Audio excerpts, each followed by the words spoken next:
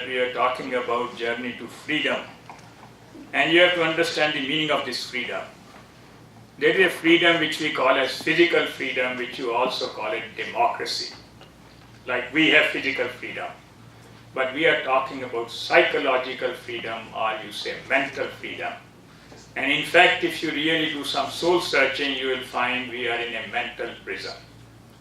The mind controls us. Why do we get angry? Because mind is overpowering us. We all very clearly know that I should not get angry, I should not get jealous, I should not have greed. All those things are quite clear to me. But I am not able to do it. It really means that I don't have control or command over my mind. Control you may be able to have, that using your willpower you may be able to control. When you talk about command, in command you don't even have to use your willpower. Like if you are not a smoker, you don't have to use willpower not to smoke. So that is what you need to gain command over your mind. That instead of being a slave to the mind, you be the master of the mind. Okay, we'll start with the science of karma. Science really means theory. That's what it means. It's very important to understand what karma means. What is the law of causation? So after that, we will go to the art of karma, means that to really learn how to perform an action.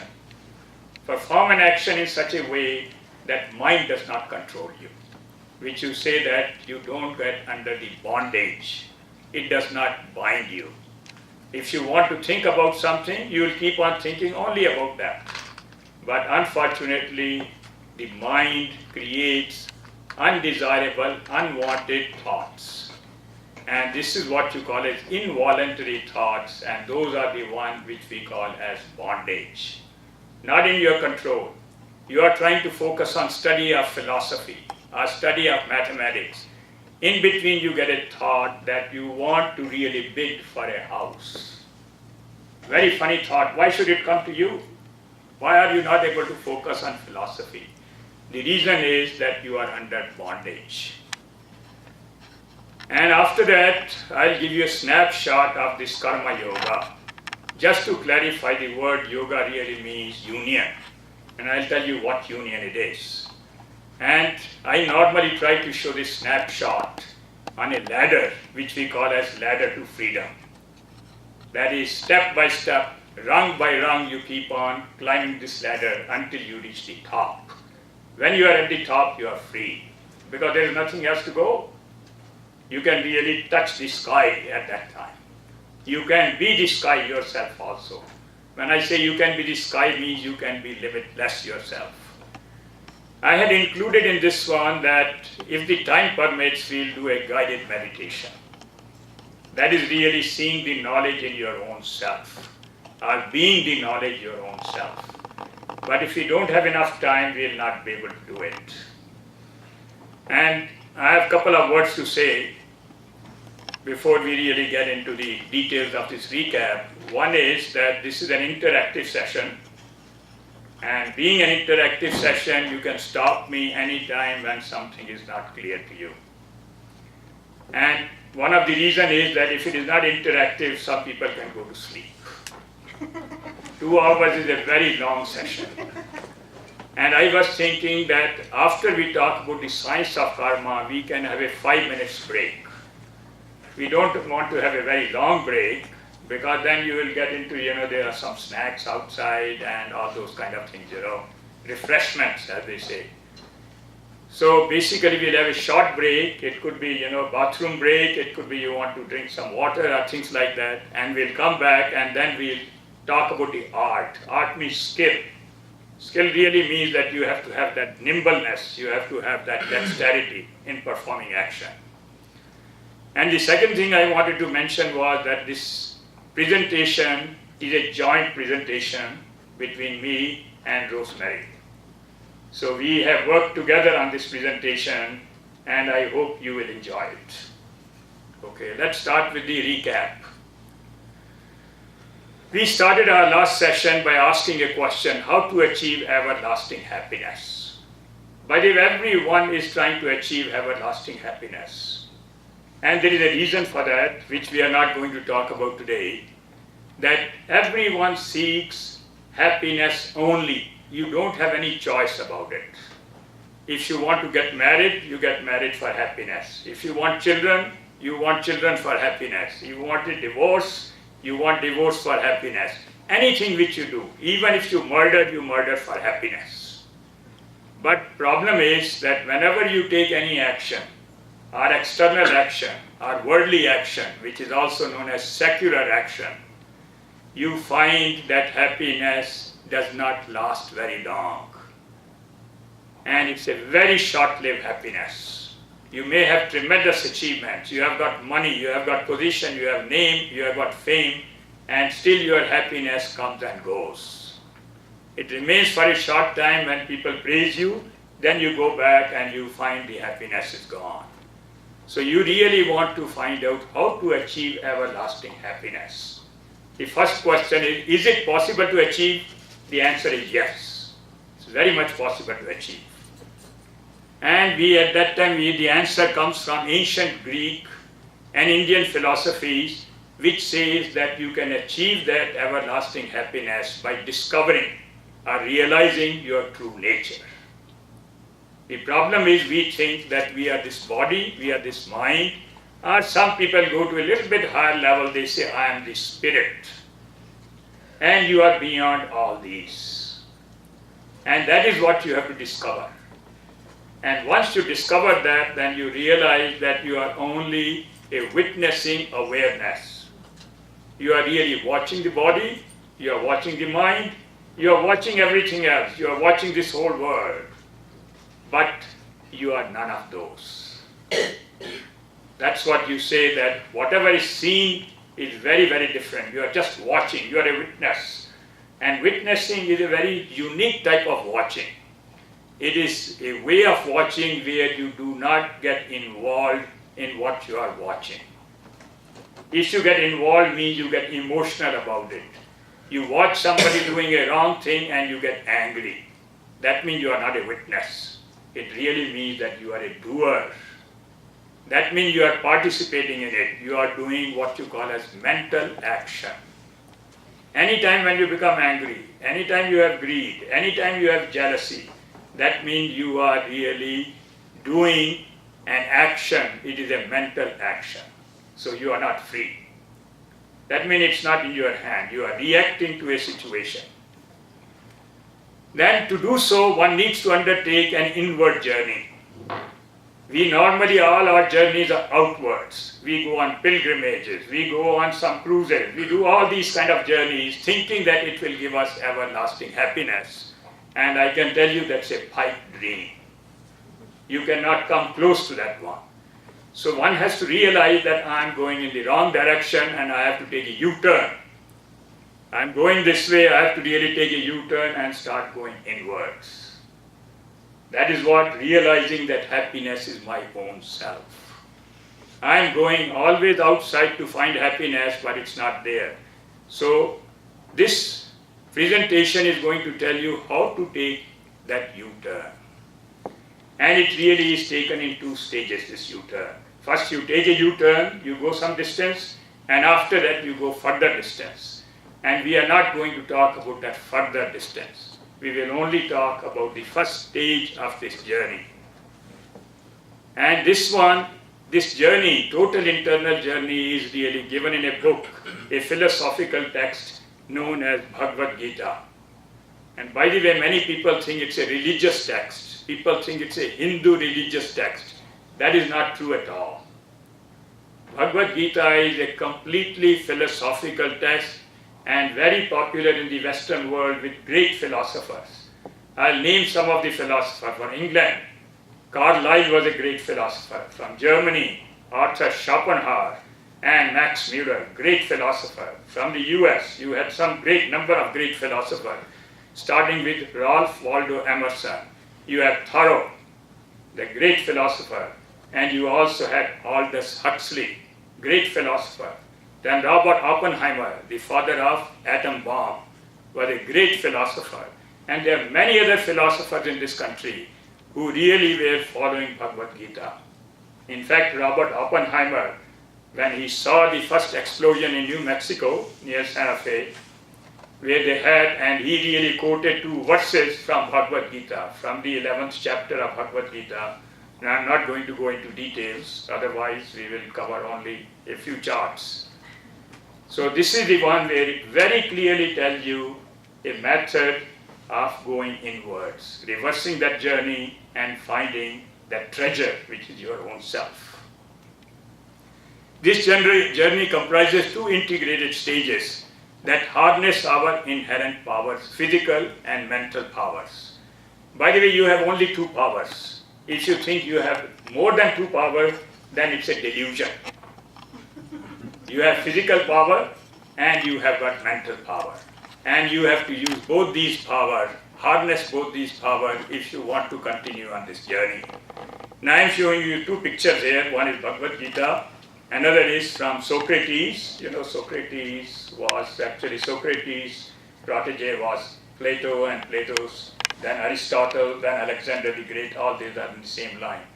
Socrates was a great philosopher, and he advised everyone that if you want everlasting happiness, eternal happiness, know thyself.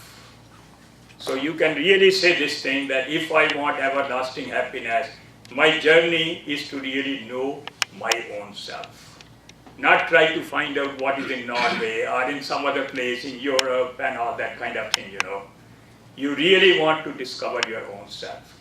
Find out who you are. That's what you have to do. Not easy. I never said it's easy. Although you may find the journey looks simple, but it's not easy to practice it.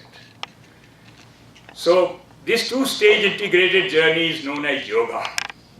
Yoga really means this thing, union. It means union of individual self with supreme self. In fact, this union, we call it a union, but you are already united. You are already not different from supreme self. You think different from supreme self only because of the reason of delusion. You think that I am the body, so I am limited in space. I am the mind, so I am limited in time. Whenever you think of mind, a thought comes and thought goes. Limited in time. When you think about body, you find it is limited in space. The space is huge, you say, you know. This whole universe, you say, is 93 billion light years wide. And I am what? You can't really put myself in light years at all, because it is such a small, tiny, it is not even a dot. It is a dot within a dot, you know, it is so small. So basically, this method which we call as yoga really means this thing, that you discover that you are already united. You are already one with Supreme Self. It is like in a bulb discovers that electricity in the bulb is the same as the electricity which is everywhere. And I keep on reminding this thing, a small bulb feels that I am small, I have less electricity. A big bulb, 200 watts bulb, thinks that I have got too much electricity. That is not true. If you want to experiment it, take both the bulbs out and put your fingers in it, in the socket. You will find out there is no difference at all. It's the same electricity. Okay. The first or the preparatory stage is known as karma yoga, means yoga of action. It really tells you how to perform action. And this really is a proper action. You have to know what is a proper action, which most of you know about it, you know. It has to be ethical, it has to be moral. And just to remind you, ethical really means that you are following the norms of the society. Society sets up a norm, and that differs from culture to culture, from country to country. And moral really means that you have got internal voice, which tells you this is not good. If I am hurting somebody, that's not good. If I am not helping a poor person, that's not good. It's my duty to help a poor person. If I am rich, if I have got physical strength, it's my duty to help the one who is weak. If I have got knowledge, it's my duty to share that knowledge with others. This is what you call as moral principle. So ethical and moral part is a part of that proper action. But when it wants to really, when you want to convert this karma into karma yoga, then that action has to be accompanied by a unique attitude. Attitude means a unique thought behind your action. How do you think about it? You are really helping a poor person sometime. You give some alms because you want to get rid of that person. That person is troubling you, begging, so you want to get rid of it. You say, okay, I'll give him some $5 so that he'll go away. That attitude is not yoga. When you have an attitude of compassion for that individual, then that same attitude becomes yoga. So in every walk of your life, in every action, I'm not talking about mundane action like walking and things like that. I'm talking about an action, I don't think it's working very well. I'm talking about an action basically which makes a big difference, some major action. So there you have to watch the attitude. Okay, now the next stage, which we are not going to cover today, is known as Jnana Yoga, or the so-called Yoga of Knowledge. And we are not going to cover that today, and we can have another session sometime later to talk about this Yoga of Knowledge. It really means that finding your own self, realizing who you are. It's a further process. But you cannot realize yourself unless you have gone to the so-called the first stage or preparatory stage. And what does this preparatory stage do? It removes big obstacles by purifying the mind. Just to give you an idea what is the meaning of purifying the mind. People ask this question, what do you mean? My mind is not pure? No, it's not pure. If you get anger, if you get jealousy, if you have any greed, if you get binding desires, it means the mind is not pure. If I feel inadequacy, that I am limited, mind is not pure. If I have got attachment to my family members, attachment to my dog, attachment to anything, that means the mind is not pure. You have to get rid of all those. If I have aversion for something, I hate this person, or I hate something else, that means you are not pure. So Karma Yoga really takes care of that first element which you call as removing the major obstacles. Olden days you used to have a radio, a receiver in which you had a big knob to find the radio station. You have a big knob. So that is what you are trying to do. First adjust that one, bring it near the radio station. Then the Jnana Yoga, which is purely a mental effort for self-realization, that removes the finer obstacles. And these finer obstacles are coming because even after getting rid of some of the impurities in our mind, we still have what you call as some leftover ego, that I am separate from others. I am different from this individual, I am a man, this is a woman, like that, These are all connected with ego, I am an American, I am an Indian American. So people like that, I am from a very rich family. All these are elements of ego, So the next thing is that you have to really do the fine tuning. There's another knob now on the same receiver. Now you fine tune it to get the proper sound. So this is what you are trying to do in the next stage. And that next stage we'll talk some other time, maybe a couple of months from now. We'll talk about Jnana Yoga. But first you really must understand Karma Yoga in detail. Now one more thing I want to say. Vamsi, any luck? I don't know, but sometimes it's working, it's going on. Okay, it's back to work now. And embedded in these yogas, by the way, is what you call a devotion for higher power, which is normally in Sanskrit language you call it bhakti. And everyone knows about devotion. In any religion you talk about devotion. And I don't want to go into details of bhakti, but you can really simply say it means that you are connecting with that supreme self or that higher power. And initial stage when you connect, you think that supreme self is different from you, which is during the Karma Yoga. And slowly you reach a stage toward the end of Jnana Yoga when you find there is no difference between supreme self and your own self. Individual self and supreme self are the same. It is not blasphemy, by the way. Some people say it is blasphemy. It is not. It is known as realization. Our saints, whether they were in India or they are in the Western world, they were realized. They did not find any difference between their own self and Supreme Self. If you want to talk about the saint, you can talk about Saint Francis of Assisi. I'm giving a name to you, Jesus Christ.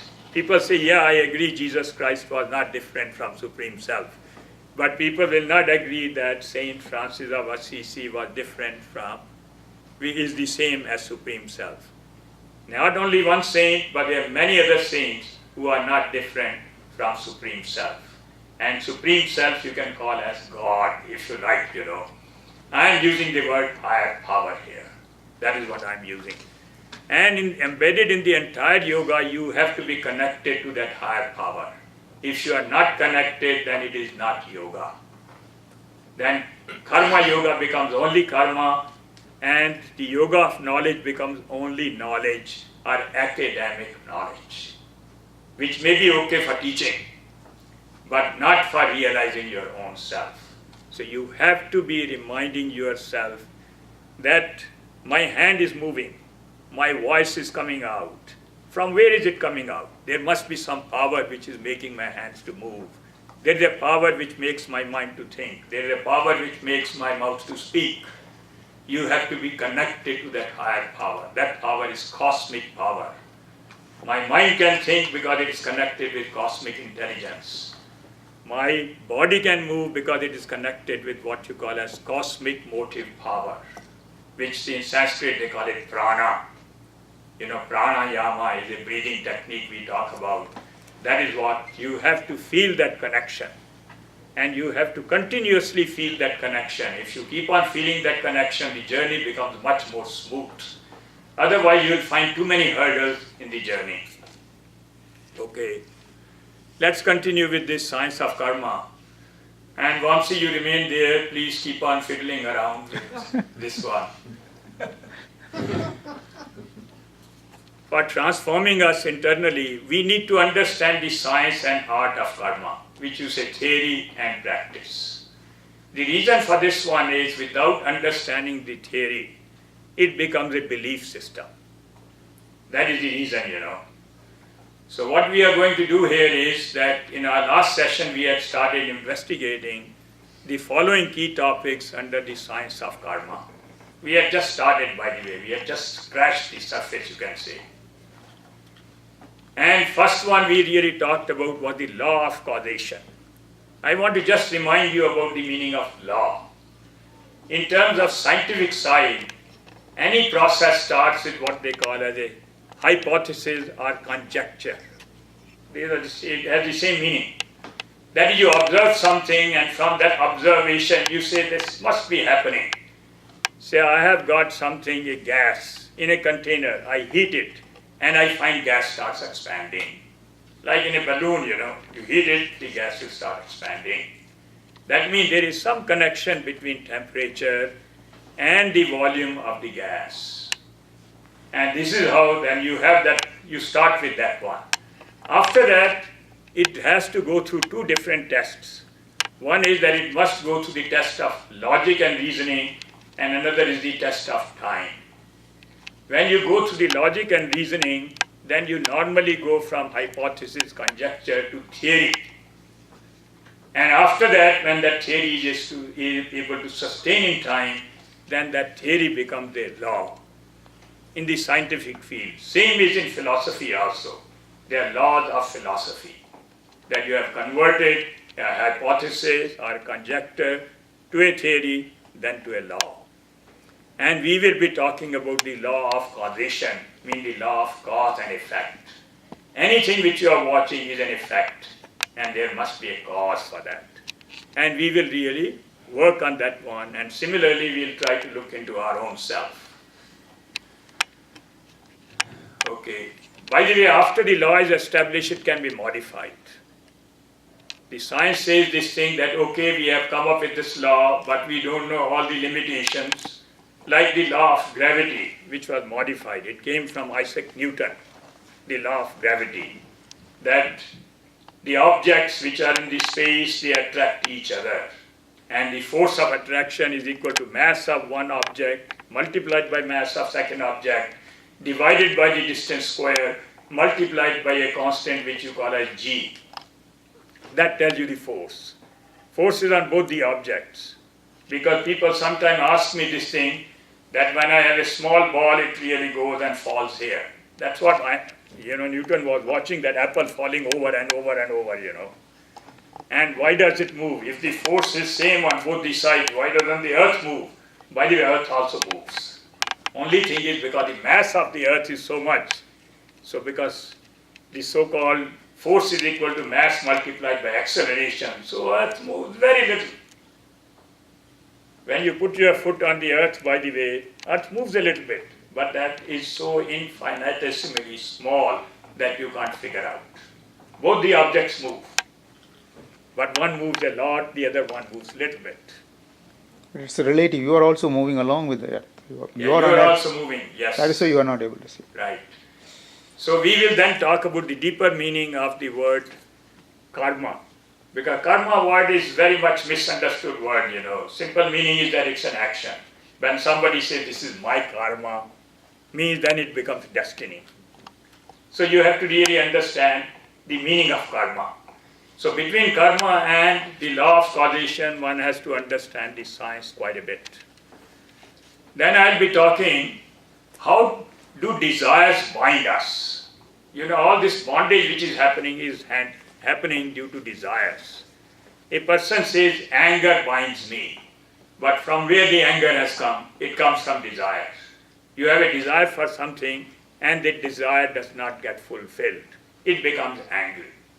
If the desire gets fulfilled, you have greed to have more. So the same one, like a chameleon, keeps on changing the color. The desire becomes anger, it becomes greed, it becomes delusion, it becomes jealousy. The same desire is really doing.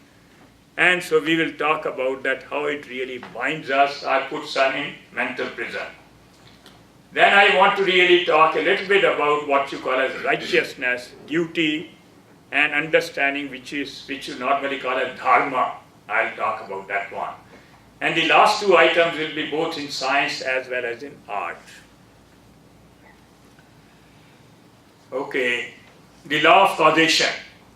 The law of causation, you can simply say that all the phenomena in the world, which you see phenomena in the world, are linked together by a universal chain of cause and effect, which you say the most universal law, the law of causation, or it's also known as law of karma.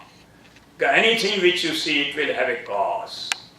Many of the things you really know very well. If I hit this table and my hand will get hurt, there is a cause. Because I hit the table and it got hurt. So everything has a cause. And many other things also that there is a cause. There is a rain, the cause is clouds. What is the cause of cloud? You say, well, there is some water in the ocean and there is some sun there, and it has created clouds. From where has the water come? You say water has come from some river, it has come. Like that you will find everything will have a cause and will have effect. And basically this is what you call as law of causation. And we need to study this and apply to the action. That every action will have a reaction. Which is also, when you go to the third law of motion by Newton, which says every action has equal and opposite reaction. But it's not that simple to apply when we are not talking about the motion. Here we are talking about karma. I may take an action and will I get a result? You don't know when will you get a result. And you don't know the kind of result. I'll give you a very simple example. You do a good deed. When are you going to get the result of good deed? You have no clue about it. And you also don't have clue that what will be the result of that good deed. You don't know. If you knew it, then you are not different from God, by the way. That formula, mathematical formula, you do not know. Okay. An example of cause and effect I give here. A murderer shoots the Archduke of Austria and Hungary. I'm sure many of you have read about the First World War, that how it started. This was in June of 1914. That a murderer by the name of Princip, a Yugoslav young man, 19 years old, he really shot the Archduke Franz Ferdinand and his wife Sophia. They were in a car, open car, he shot both of them. And that resulted in this First World War. Very soon in July, the war started, by the way. What happened due to that war? Millions got killed. I'm just showing the effect of that one, including the Kaiser, that is the head of Germany, and Tsar, head of Russia, both got killed. And the effects lasted for generations. For many generations, the effect of that lasted. Then the Second World War started after that, Okay, 1939. But this law, every action will have a result, which is very logical, which you call an effect, that may come to fruition in this life or in some future life. People say everything which I do must come to fruition in this life. That's not going to happen. Very simple case. You are 80 years old, let's say, or say 60 years old. You do some very good deed to a number of people. Go to some place, hospice or some place, and help those people. And are you going to get the result in terms of money, in terms of any other thing at that time? You will not find any result coming. But you have to get the result. That's what the law of karma says. So basically that means you will get results sometime later. Maybe after 200 years.